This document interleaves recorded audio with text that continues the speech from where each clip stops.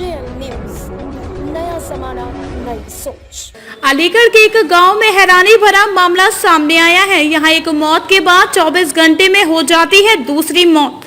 बता दें कि अलीगढ़ का एक ऐसा गांव जहां किसी की मौत हो जाए तो 24 घंटे में दूसरी मौत निश्चित है, और अगर तीसरी हो जाए तो चौथी मौत हो जाती है। यानी कि इस गांव में होती है जोड़े से मौत। यह बात हम नहीं कह रहे हैं, इस बात की पुष्टि अलीगढ़ के थाना गांधी पार्क इलाका स्थित गांव भदेसी निवासी नौजवान व बुजुर्ग करते हुए अपनी आंखों देखी घटना बता रहे हैं। उनका कहना है कि अब तक 4 दिनों में 4 मौतों की पुष्टि हुई है।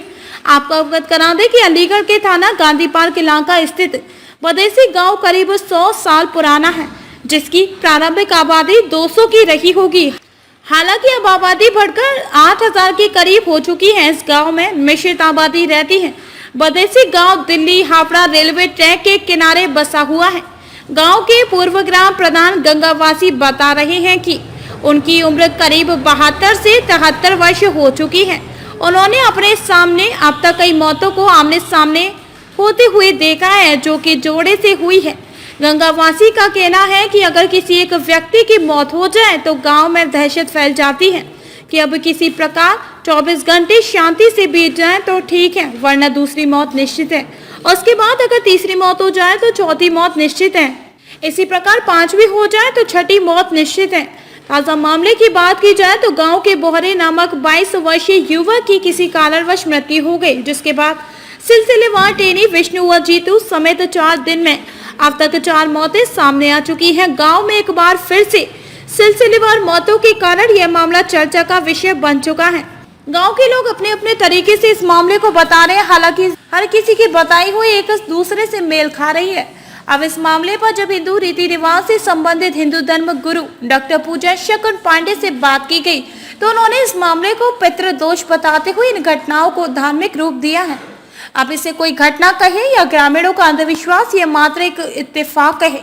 जो भी हो, ग्रामीण इससे परेशान है। अलीगढ़ के एक गांव में हैरानी भरा मामला आया सामने। 4 दिनों में हुई 4 मौतें। अलीगढ़ से बंटी कुमार की खास रिपोर्ट। अरे एक गांव है भदेसी, वहां पर बहुत पुराने समय से, जब उस गांव की आबादी 200 थी तब से, और आज लगभग 3 या 4 हजार आबादी है उस गांव की, तब तक लगातार ये दुर्भाग्य है कि उस गांव में एक मौत होती है, उसके साथ दूसरी होती है। इससे पूरा गांव भयातंकित रहता है। तो इसका क्या कारण है और क्या निवारण है, आखिर ये ऐसा क्यों होता है, इस बारे में देखिए, इस टाइप की जो समस्याएं हैं, ये समस्याएं हमारे कर्मों पर आधारित हैं, निर्भर करती हैं।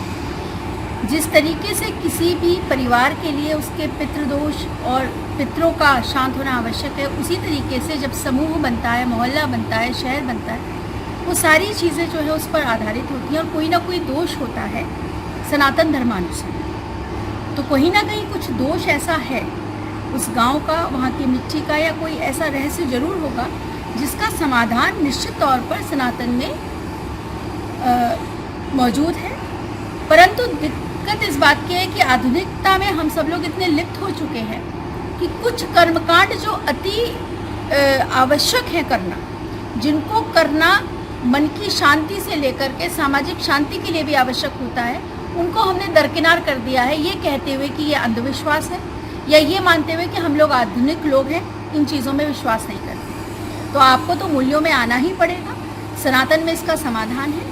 मैं गांव वालों के लिए, सबके लिए प्रार्थना करती हूँ यहीं बैठ करके, और साथ में ये भी आह्वान करती हूँ कि यदि वो लोग आएंगे तो बैठ करके इसका समाधान निश्चित तौर पर हमारे समाधान में उपलब्ध है, तो उसका लाभ उठाएं।